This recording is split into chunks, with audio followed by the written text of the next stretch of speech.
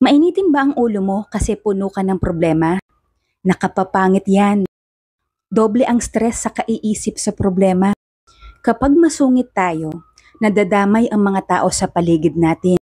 Pamilya, katrabaho, kaibigan, o kahit sa nakasalubong mo lang. Nakahahawa yan. Ang laging nakasimangot at problematik ang itsura, delikado yan. Yung good energy nga nakahahawa, di ba? Yung sobrang nega pa kaya? Sino ba ang apektado kapag may problema? Ikaw din, di ba? Alam kong mahirap kasi akala mo kaya mo lahat. Hindi lahat ng problema dapat mong pasanin mag-isa. Kapag mabigat na at hindi mo na kaya, hindi na yan para sa'yo lang. Ibigay mo yan sa higit na malakas sa'yo, ang Diyos. Subukang huwag mag-alala dahil pwede kang tumawag sa Kanya. Magdasal ka at kausapin mo ang Diyos. Sa Kanya ka magsumbong. Magdasal ka ng taimtim at gagaan ng puso mo. Liliwanag ang isip at puso mo.